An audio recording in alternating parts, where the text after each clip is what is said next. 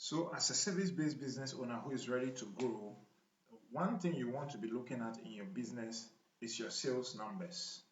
So, what are the sales numbers telling you? You have to keep an eye on the numbers that are going to let you know whether you are doing well or you're not doing well. And those numbers are going to let you know what is working and what is not working and what to improve upon.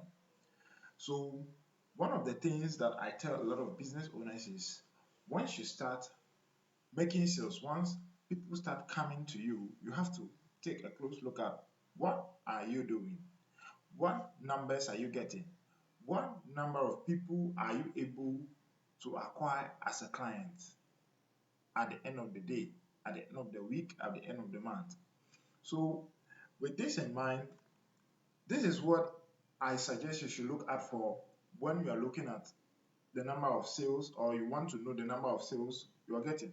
So, imagine you are getting leads. So, leads are the people who are interested in your business, right? Whether you are a dentist, you are a plumber, you are a chiropractor, you are a massage therapist, whatever service business you have, leads are the people who are showing interest in your business. And those people might be coming from Facebook, WhatsApp, Instagram, whatever they are coming from. So once they are coming in and they are showing interest in your business, you want to know the number of people who are coming in as leads, right? So the number of people who are coming in as leads, you want to know. And you also want to know the number of people who are actually paying for your services. And that is what we call the conversion rate. And the number of leads compared to the number of people who are paying will let you know whether your marketing processes or your sales processes are having a problem, right? So when you look at the number of leads you're getting and you know that the number of leads are not enough because you need to get a lot of leads in order to make sales, right? You cannot get, let's say, you cannot get, let's say, 20 people and be expecting that you want to convert at least 15 people, right? At least you have to get a lot of leads that will help you to convert people.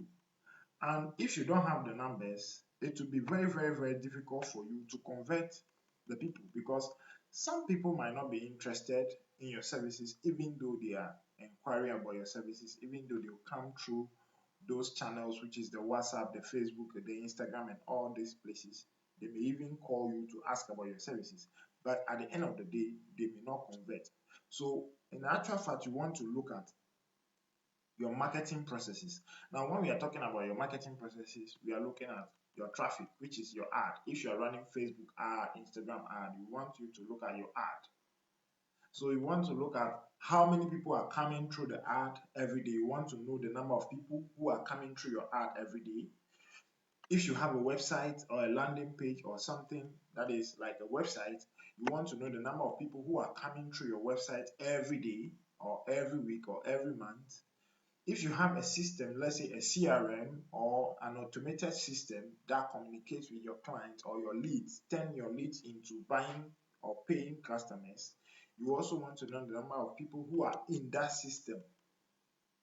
And that will help you know your sales numbers. Because if you're not getting enough traffic through maybe ads or your website or through your automated system, your conversion rate, which is the number of people you are able to close, will be very low, right? Your conversion rate will be very low. And that is why you need to be taking a close look at these things every single week. So I do this with my clients every 2 weeks. We look at the number of leads that are coming in and we look at the number of people that are converting into paying clients. So when it comes to the number of leads, these are what we looked at. So when people come in, we call them leads, right? Now, when the leads come in, you need to take them through a sales process, right? And when you take them through a sales process, you are going to filter some of them because some of them might not be what? Qualified. Some of them might not be qualified, and some of them might be qualified. So the ones that are qualified, what happens? You close them on a deal, and the ones that are not qualified, the unqualified,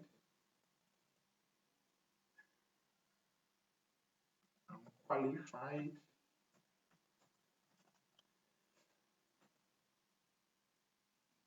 those who are unqualified don't get closed. But what do you do? When they are not qualified and they are not closed, maybe it is due to something. So you want to take your time to nurture those people, right?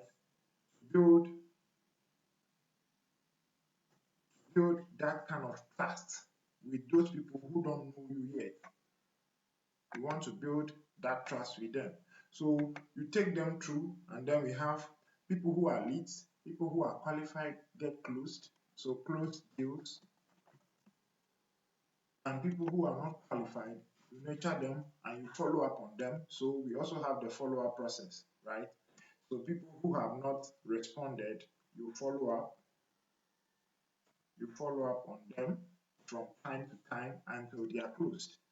So it doesn't matter what system you are using for the follow-up, whether you're using a CRM for the follow-up or you are using a manual process like texting them, calling them for the follow-up, just make sure you are following up on them. And once you know these numbers, now you can now actually evaluate your marketing efforts. So you want to know where your sales problems are. Is it coming from the marketing or is it coming from the sales process? For example, if you have a lot of leads, let's say you have over 200 leads that are coming through your website, your Facebook ad, and your systems, all the systems you have, which is the marketing systems. You are having 200 leads coming at the end of the month, but you realize that you also have only about 20 people converting, right? So it means there is a problem. You have 200 people who are showing interest in your services, but you are only converting 20 people, which is not bad, but there is a chance that you can improve upon this conversion rate. So you want to look at it and see, is it the problem with the offer that I'm giving out, or it is a problem with my sales process? So once you know where the problem is, then you know how best to tackle that problem.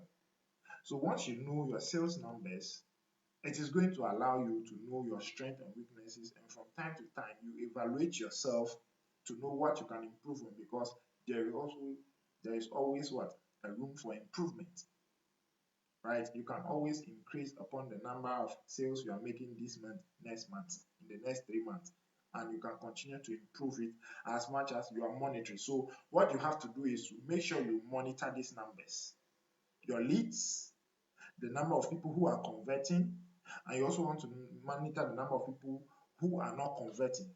Then you can know where the problem is.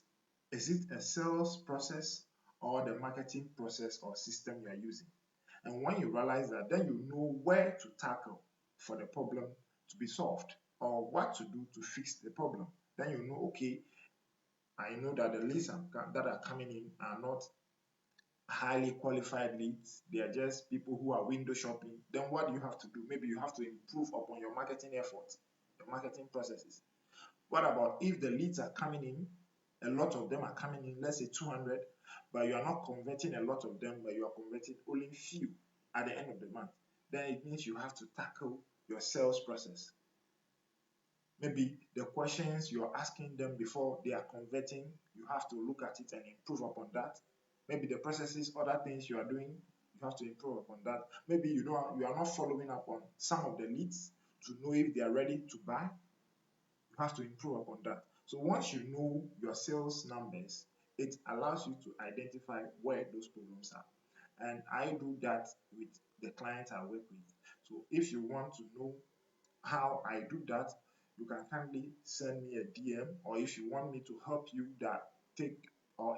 help you evaluate the whole process, take you through how we do that to set up a system that is going to help you maximize the effort you are putting into your marketing, then you can send me a DM. There will be a link in the description. You can send me a DM on Instagram, and then we can see how it works. Let's chat there and then.